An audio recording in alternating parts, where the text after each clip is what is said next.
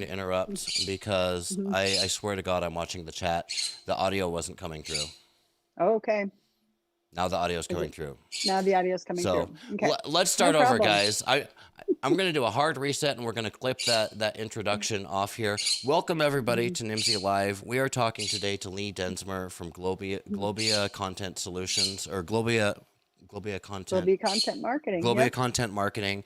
And we have a great show because we are talking about the article that she wrote recently on page 39 of Multilingual Magazine here in the May issue. If you haven't gotten that, all right, now everyone can hear. Awesome. It's the one with Scott Hmm. Schwalbach on the cover. And we're going to dive right into it today. I'll give a quick introduction to Lee here. Lee is, as I mentioned, the founder and content strategist at Globia Marketing Solution. A quick introduction to the topic. Content marketing generates 6 times higher conversion rates than other approaches to marketing. Content builds trust, drives awareness, and inspires customers to buy. 90% of businesses do generate content, but what happens when you go global? Does the home market content work for that market? A resounding no. This discussion with marketing expert Lee Densmer addresses the benefits of content marketing, approaches for reaching new markets and content, and how you might get started. Lee Densmer has 20 years of experience in the Hmm. localization industry in different roles such as solutions architect, product marketer, and content marketer. Most recently, she started a business, Globia Content Marketing, that provides services to LSPs around messaging and differentiation, content strategy, content planning, and content creation. She is a world traveler, speaks Spanish, and has lived or worked in 3 Latin American countries. And now, Lee, I'm sorry, I'm gonna have. Thank you, Tucker. Thank you again, and apologies to everybody that the audio wasn't working the first time we tried this. But I want to go back because I think it's important that we talk about Globia and the work that you're doing there. So I want to go back and reintroduce Globia. Tell us a little bit about what you're doing over there and the types of services you offer. You bet. There is my website that went live last week, and I'm excited about it. Let's see. I started Globia about 5 months ago. I've been, like Tucker said, in the loc industry for 20 years. So that is my love. That is my area of expertise. I left for some reason and went into SaaS for a year. I learned a lot about B2B marketing, but missed the loc industry. I missed the people. I missed the cultural aspects. I missed the language. When I decided I wanted to come back, I was talking to myself about how do I want to show up in the industry as a marketer. And I decided I wanted to do work for different LSPs and really help with differentiation and messaging, as we all know how hard it is to differentiate in the industry. Help with content creation that reaches the audience in the way that the company wants to reach the audience and in a way that resonates with their audience. So that's how I built my business. And there's definitely a niche for it. A lot of marketing departments need a lot of help, and so I'm able to engage with those markets to help them, with those departments to help them reach their audience. Well, it's particularly hard. You say you do a lot of Mm-hmm. work for LSPs, and this is the question Mm-hmm. we get all the time at NIMSY. How do we Mm-hmm. differentiate from because we're all providing words, and yes, it is a highly fragmented and highly niche industry, but it's a struggle out there for folks, and I mean, it's a struggle that Mm-hmm. you know very well. As I mean, just to recap over this, Lee and I, full disclosure, Lee and I used to work very closely together back in the Moravia days. Mm-hmm. And you were the head of content over there, I believe. Mm-hmm. And you would occasionally reach out to me to write some blogs for the Moravia Right. blog. So Mm-hmm. that's where we got to know each other pretty well. So Yeah, a long time ago. as I mentioned, we what we are talking about today is the article that she wrote in Multilingual Magazine, and I'm going to pull that up here again. And as usual, I pulled together some quotes from the article, and I thought we could just go through that. The article is called "Content Marketing Strategy for Your Global Audience," and our first as an introduction here, the first thing I wanted to say is this nice little quote that starts off the article. Something appealing to everyone is specific to no one. Instead, the goal is to create and distribute content that is customized, appropriate, and effective wherever it goes. And then you have, I love your writing style. I've copied a lot of your writing style because lots of bulleted lists Oh yeah. make it very easy for me. Benefits of content marketing. We have here bringing people closer to your brand with content that helps ease their personal and professional lives, building brand authority and credibility in the global marketplace, growing trust and earning you the right to introduce customers to your product, moving target customers through their journey of being curious to being committed. And now I believe we're caught up to the point where we had to do a little re-recording here. And my question to you was, this is all the complexity of content marketing, and we can get into the weeds on that. But I'd rather not spend this time laying a foundation about content marketing itself, but rather talk about Mhm. what makes global content marketing different or Mhm. more challenging. What is the difference, and what are the considerations people have to have when doing content marketing for a global audience? Right. That's the $1 million question. And frankly, there's not a lot of content out there about it. Pam Dindner wrote a great book, but it's really the only one I can find. So don't believe there's a lot of awareness about the need to change your approach when you take your content marketing strategy from your home market abroad. So there are a lot of things that are similar in terms of content strategy, similar to whatever country you're launching in or you're trying to reach, but there are some things that are substantially different, and we can go through them and talk about them. So the first thing you have to think about is, what are the goals for your content? So the goals in your home market might be lead generation, or it might be sales. But in a new market, your goal probably at the first is going to be brand recognition and engagement. So the brand awareness goal drives a different type of content and strategy than the conversion and sales goal. And so that's where you start, is what are your goals for your content in that new market? It's also important to realize that your buyer may be of the same demographic, but the way they buy or the way they search is different than in your home market. The places they go for influence and information is possibly different than in your home market. So you actually need to do your buyer personas again, and you need to do them for that market. And most marketers dig really deep for their buyers in their home market, and they go abroad and they don't think that they need to calibrate or do it again. Yeah, And they so they're just swap out the Johns for Juans and exactly. call it a day, right? I've worked with those clients, yeah, and I get it because buyer Yeah. personas are a pain in the butt, right? You got to put a lot of time and effort into Mhm, it, and mhm. just to create the buyer personas for your home market, that's a big enough task, and then to have to replicate that for all Mhm. of your priority markets, it's a big ask. It's a big lift, that's right. Although there are ways you can have AI help you with buyer personas. Dang Um, it. uh, I I've been yeah. timing. I've been timing on every podcast I do. I've been timing how long it takes us to start talking about AI. Mhm. We didn't make it very far Yeah. this time, but I know, and I go don't wanna ahead. dive that I Go don't wanna ahead. dive that deep, but buyer personas, it is onerous, lots of research, lots of time.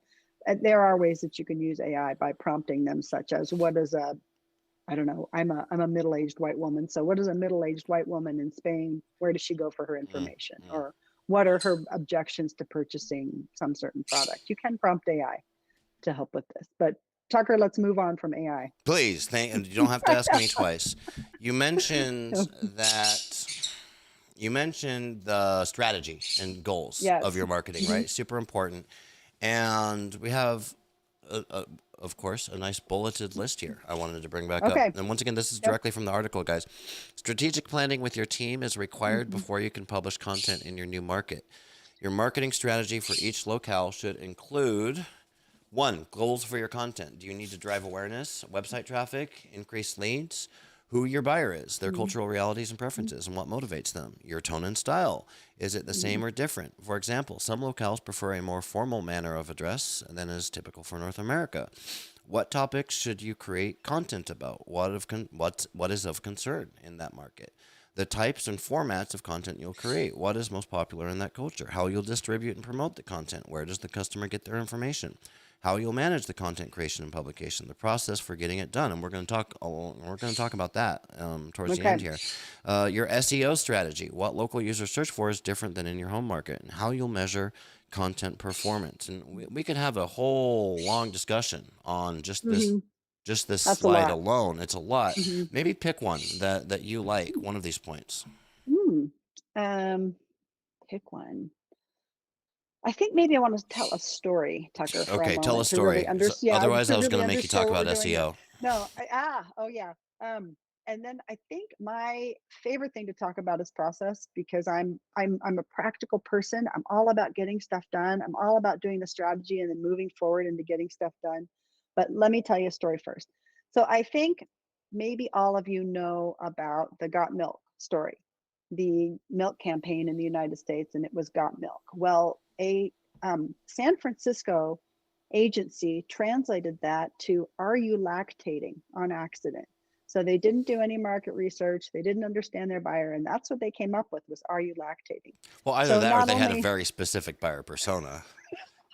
I mean, if we wanted to give them some benefit of the doubt. maybe it was a publicity stunt, right? They were like, "We're going to get our name on people's lips." It is just publicity. All publicity is good publicity. So they missed the mark completely because of a bad translation. Another interesting thing was that in the Latin American culture, it is unfathomable to have to run out for milk.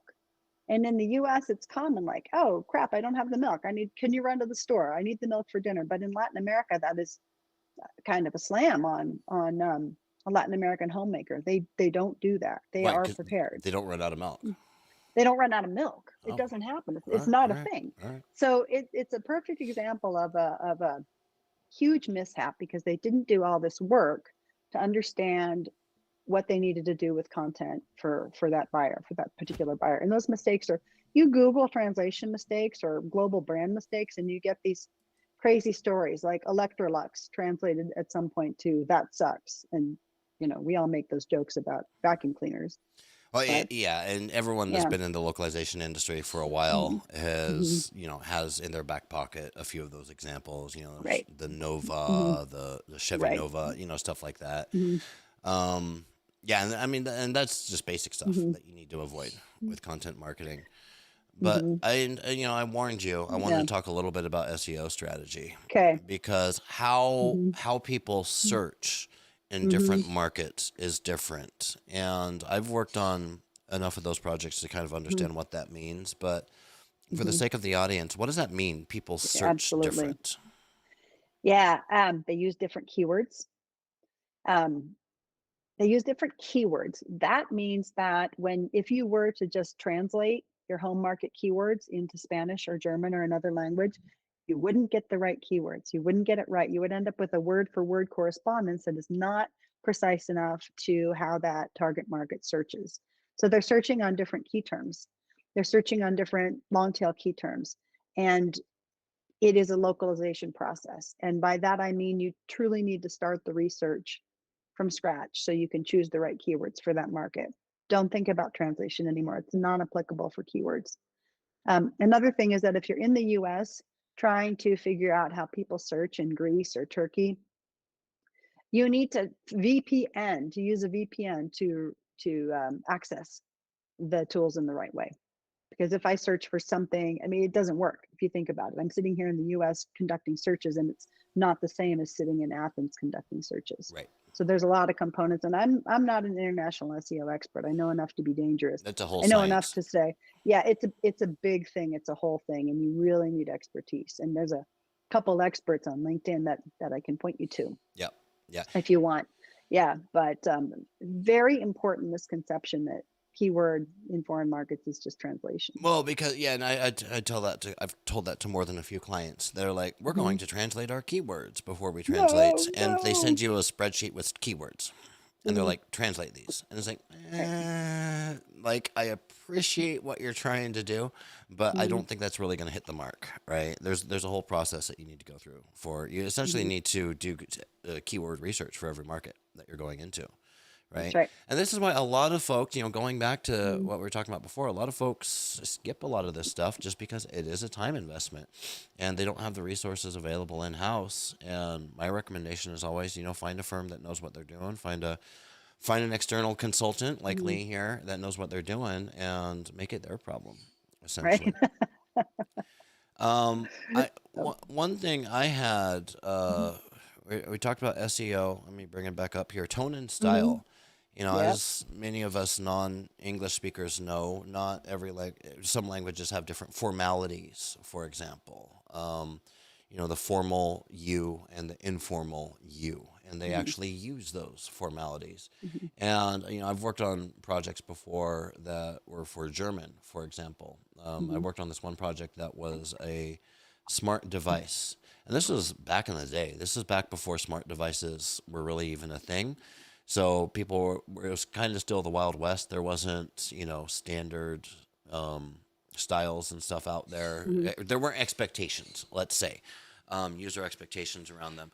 And I remember having a big debate about whether to use the formal or the informal version of you from the device when it's speaking to you, right? Mm. And the client really wanted to use the informal because, Silicon Valley clients, of course, they're hip, cool, and, talk to people like their friends. And that's the modern voice that we're used to, especially out of Silicon Valley these days.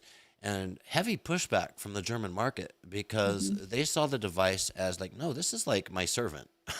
Like this is a device that's part of my home doing things. Like this thing works for me.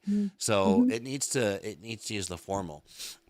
And at the end of the day, I think the client won. I think it ended up using formal. But these are the type Hmm. of considerations to keep in mind. Exactly. That's actually a perfect example. That's fascinating. So the perception of that market in how they wanted to be addressed by the brand um, needs to trump my feelings about how my tone and voice, Yep.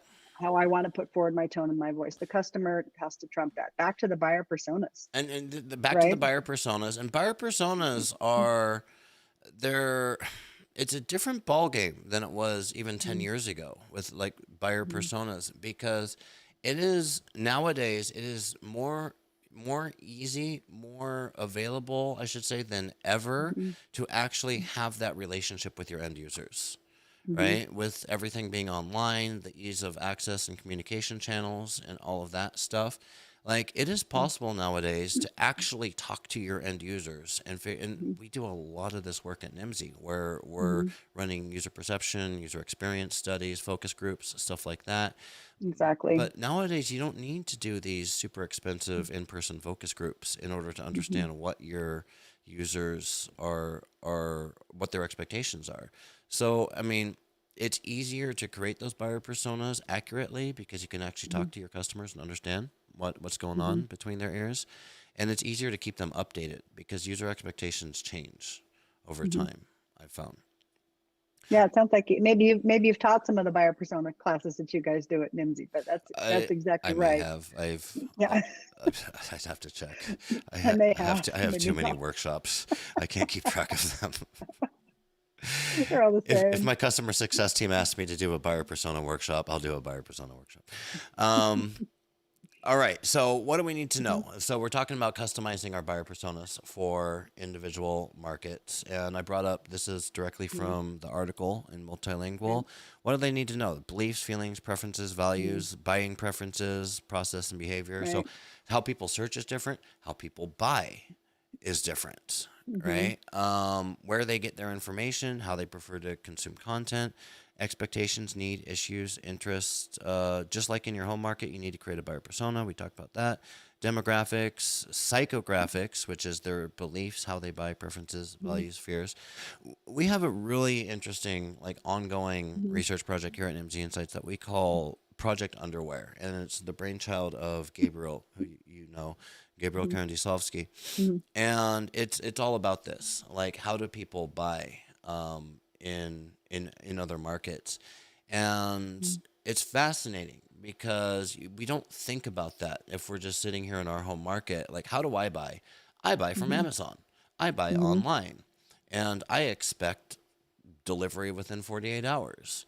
Hmm. And I am okay giving my credit card information online, right? Right. And I trust the online reviews, right? Whereas another market would not buy online. That is not their primary mode of doing it. They might be doing it. They certainly wouldn't put their credit card into an Hmm. online form. They're not reading the buyer reviews because they're asking their cousins for recommendations, right? Like all of these different cultural differences to take into account.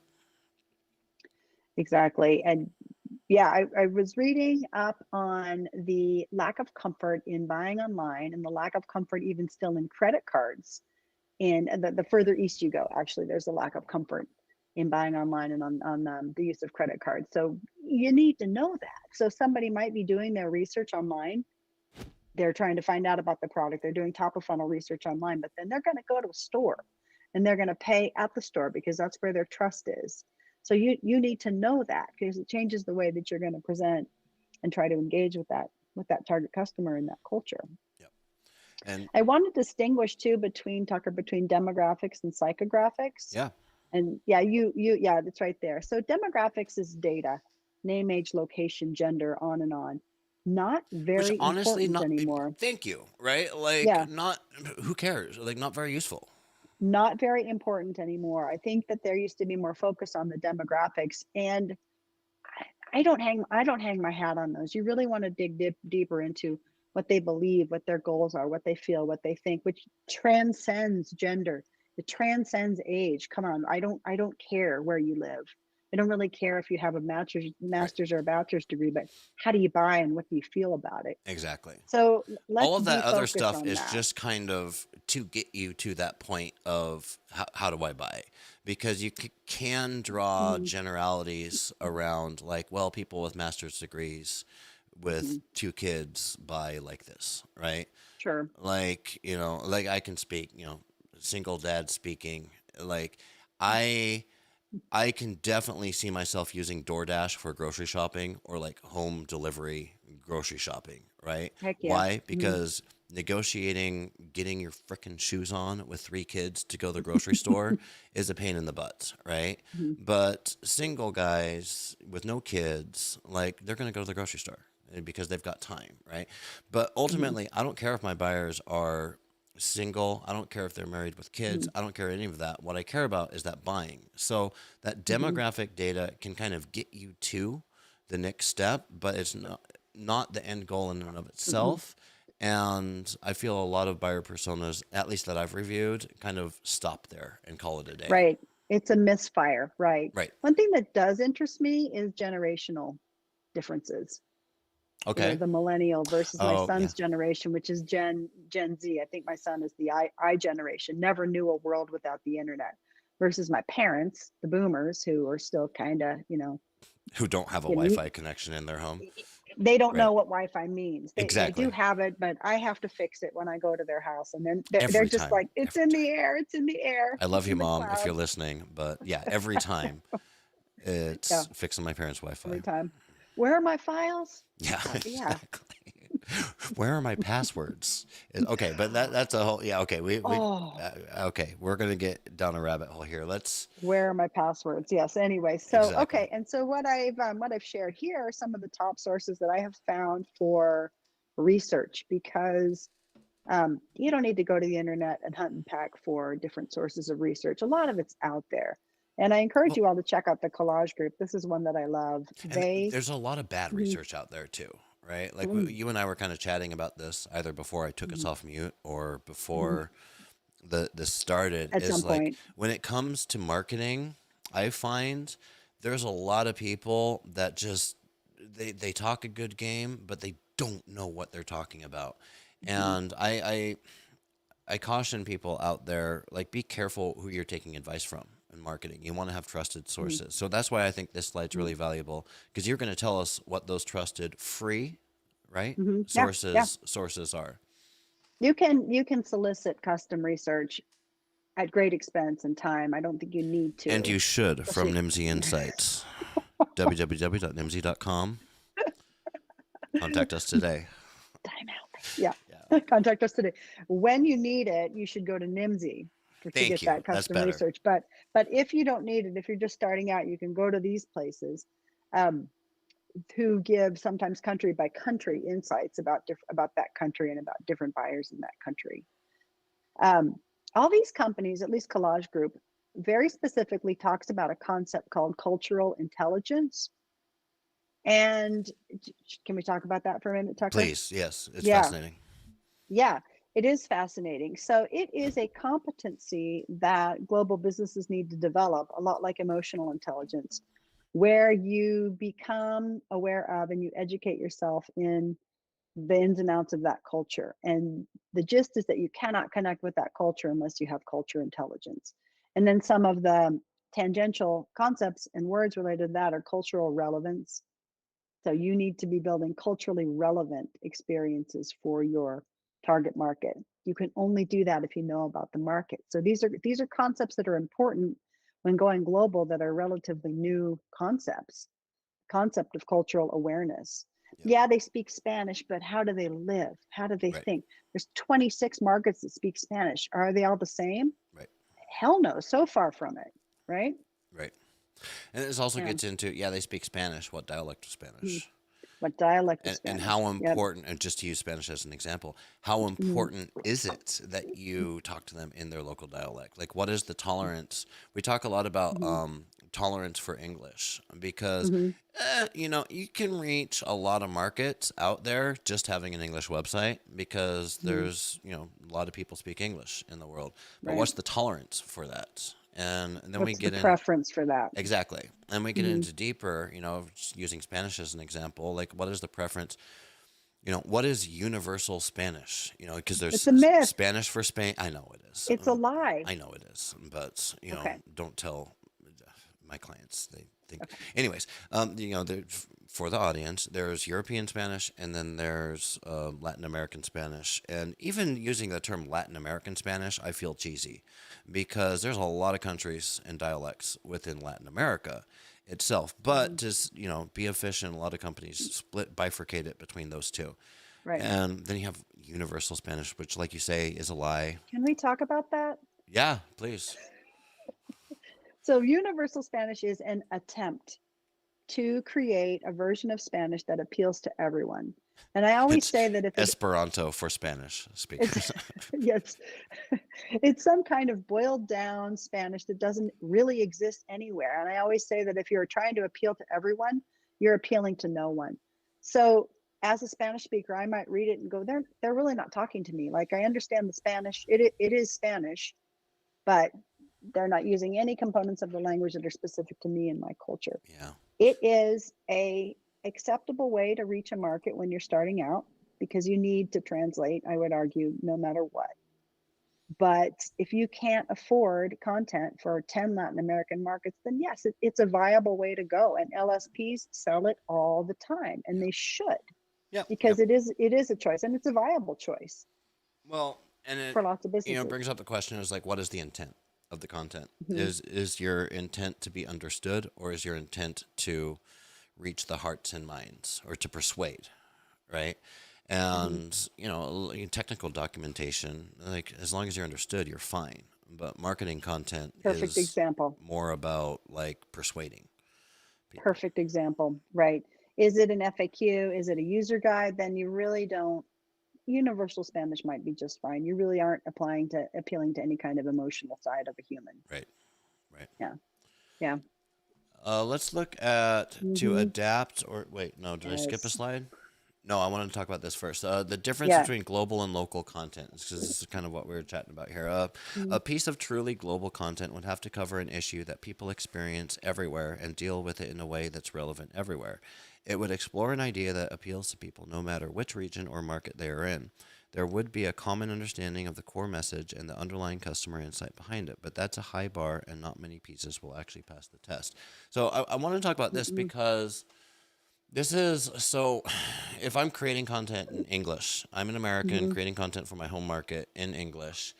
I'm creating it about, I'm picking the topics, I'm picking the subjects and the focal Right. points and all of that stuff. And I can pick a topic that's very American centric, or I can try to pick topics that are going to be interesting in outside of America, which will then be easier to localize in a meaningful way, right?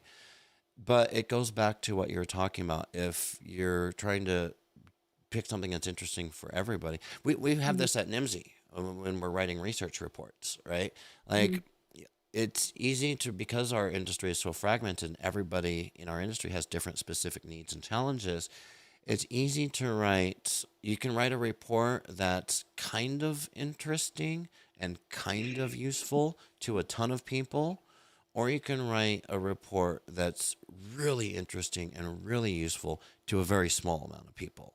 And like here at Nimsy Insights, when we're publishing our Mhm. public, not our custom research, that's all focused on individual clients. But when we're publishing our public research out there, we're always trying to walk that line. Mhm. Very tricky, right? I think that global content is another myth, just like global English or global Spanish. There are some places where it is in the best interest of your business with the resources and the money you have that you need to try to create global content. Some content types lend itself better to that than others. But I mean, look at the words that I used in here. Experience everywhere, relevant everywhere. It's just not possible.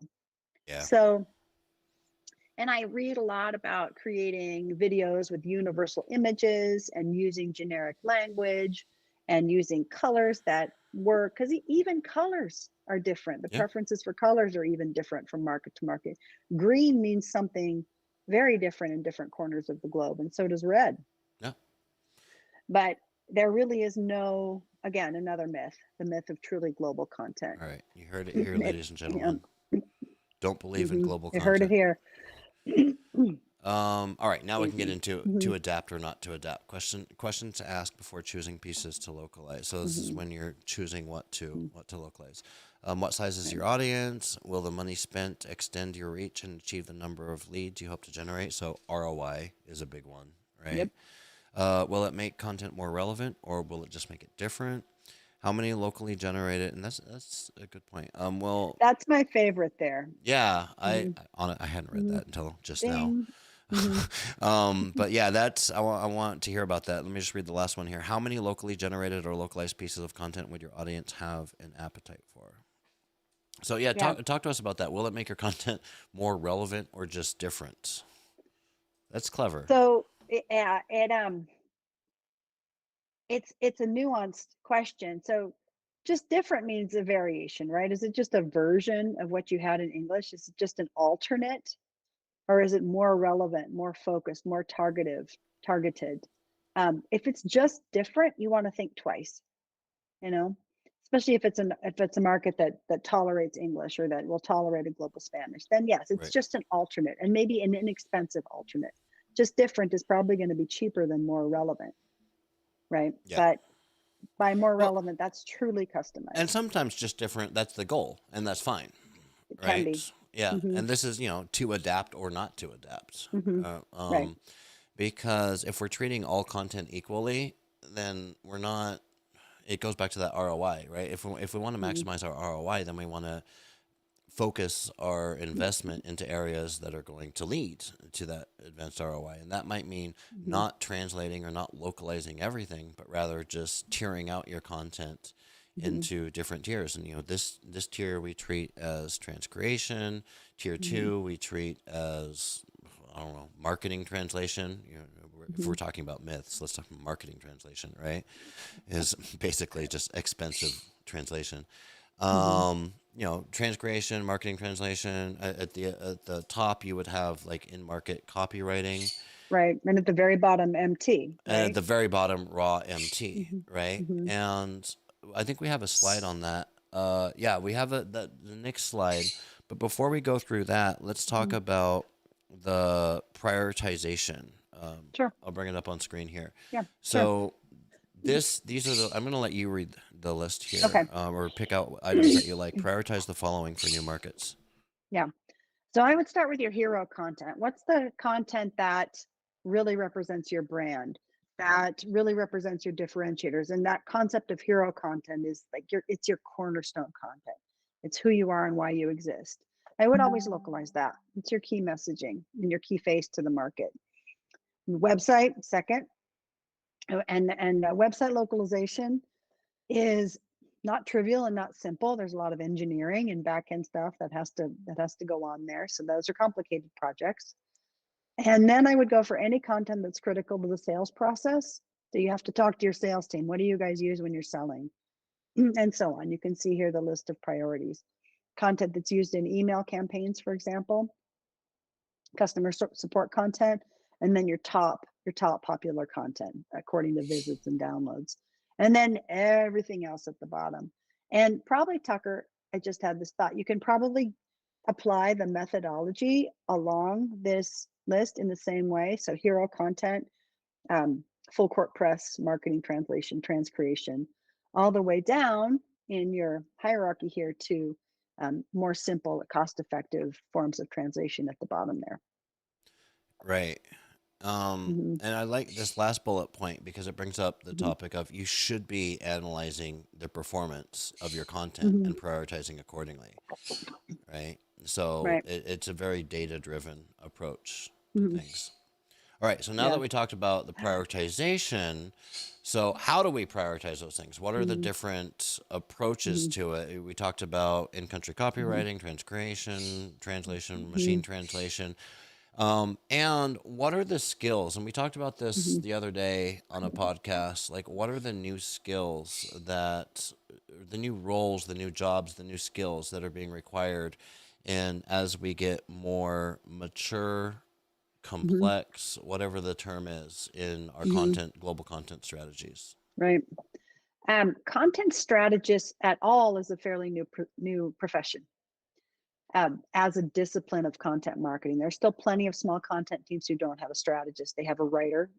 A good copywriter can serve as a strategist. Okay. But this body, this person who really understands all the foundations that we spoke about, is an important role.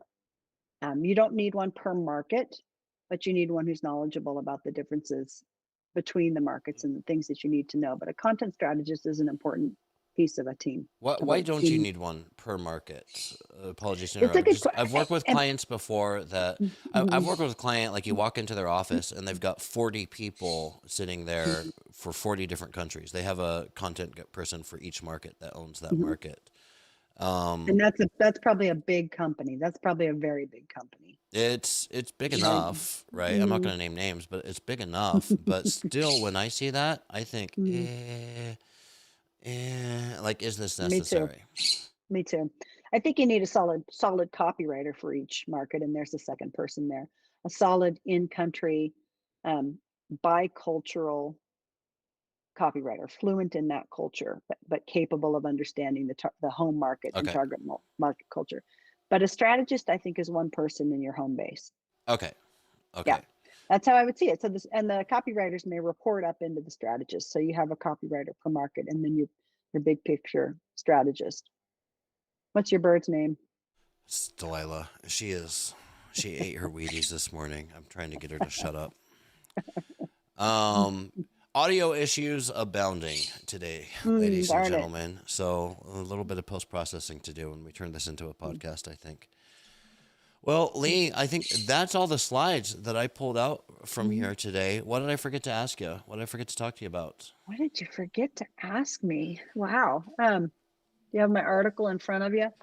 Let's I do. see. What would I want to talk about? Um, Go to multilingual.com, Go to guys. If you're a multilingual. subscriber, if you're a digital subscriber, you can check it out, the digital version. If you're a print subscriber, you should have that in your Mhm. mailbox. This and a bunch of other articles coming your way. Also, and I just actually realized this the other day, if you're not a subscriber, then you can still access our magazine content 3 months after it's published, I think, is when Mhm. we open up the archives.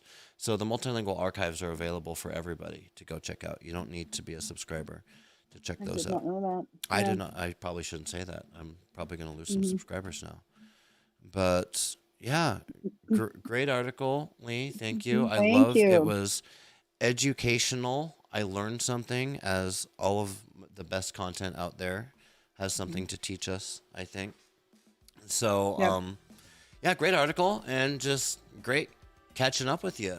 You too. Hmm. It's been too many years, and It's I'm been too many years. congratulations again on the launch of your company. I'll Mhm. pull that up here so we can plug it one more time. It Thank is you. Globia, URL GlobiaContent.com. globiacontent.com. Create Hmm. connections through content. She offers content development, content audits and repurposing, campaign, cam, global content planning and translation strategy. Go check it out, guys. Go check it out. Yeah. globiacontent.com. And with that, I will bring us home here today. Thank you so much, Lee. Ladies, Yeah. gentlemen, it's been real. Thank you for joining us here on Nimsy Live. If you enjoyed this episode, once the audio started working, then join us next time in 45 minutes. We're having a double feature today. I'm talking to Yost Right. Seche about his recent article in Multilingual Magazine. I'm going to be talking about two of my favorite things, translation and the Bible. So if you want to learn more about what the heck that means, Yes. come listen to Yost and me geek out about translation and the Bible. If you haven't already done so, make sure that you're following us here on LinkedIn, Twitter, Facebook, Twitch now, and all of that stuff. I appreciate you, Lee, for joining us. It was fun. Yes, my pleasure. Okay. I appreciate Lee. I appreciate my colleagues here at MZ Insights doing all of the hard work so I can talk to people on this podcast. I appreciate everybody in our industry who helps us with the research, taking briefings and filling out surveys. I appreciate everybody in chat today, leaving comments and letting me know that the sound's not working. And yeah, I don't have my script obviously in front of me today, so I'm just going to cut my losses and say have a great day, guys. We'll talk to you soon. Have a great day. Okay. Cheers. Bye.